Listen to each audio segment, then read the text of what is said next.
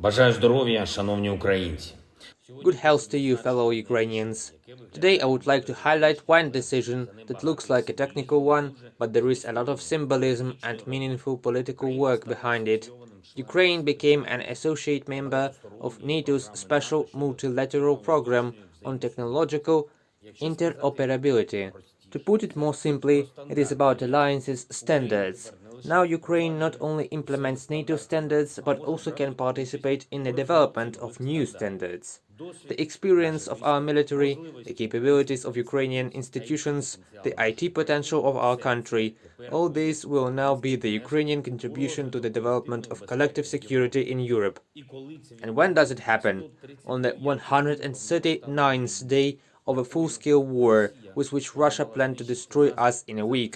And the Ukrainian state not only survived, not only defends itself, but also develops and will help the development of its partners. Such success is worth noting. Every day we receive and experience a lot of painful news. The war continues. Russian shelling doesn't stop for a single day. Today there were regular strikes at Mykolaiv, missiles and artillery. The occupiers once again hit Kharkiv and the communities of the region, Stary Saltiv, Zolochiv, Bayrak and others. There are victims, wounded and killed. In Donbass, offensive attempts do not stop. The situation there does not get easier, and the losses do not get smaller. We must remember this, we must see this, draw attention to this.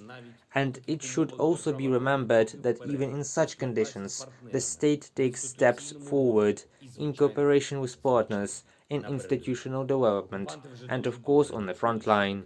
The occupiers have already felt very well what modern artillery is, and they will not have a safe rear anywhere on our land, which they occupied. They have felt that the operations of our reconnaissance officers to protect their homeland are much more powerful than any of their special operations. Russian soldiers, and we know this from interceptions of their conversations, are truly afraid of our armed forces.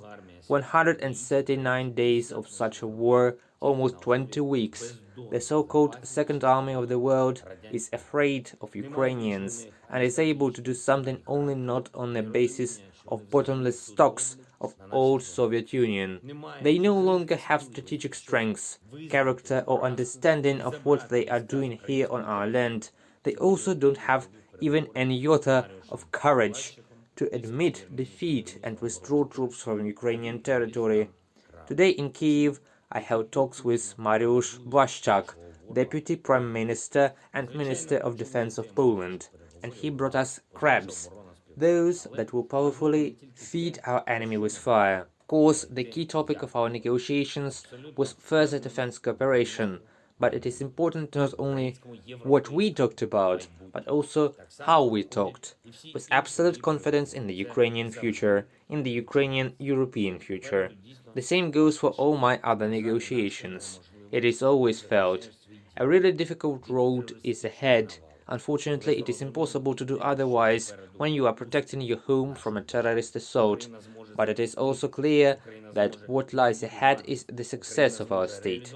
Ukraine will be able to defend itself. Ukraine will be able to rebuild itself. Ukraine will be able to fulfill all its foreign policy goals. When millions of people work sincerely for this, each and every one at their own level, the result will be inevitable. And you know, for some reason, I rarely thanked ordinary people who work in Ukraine, who stay here no matter what, who do their job every day, with faith in Ukraine, with faith in victory. Now I want to thank you all. Thank you for having you. Thank you for being with Ukraine. In the evening, as always, I signed the decree awarding our heroes. 156 warriors were awarded state awards, 56 of them posthumously. Eternal glory to all who gave their lives for Ukraine. Eternal glory to all those who fight for the future of our people. Glory to Ukraine.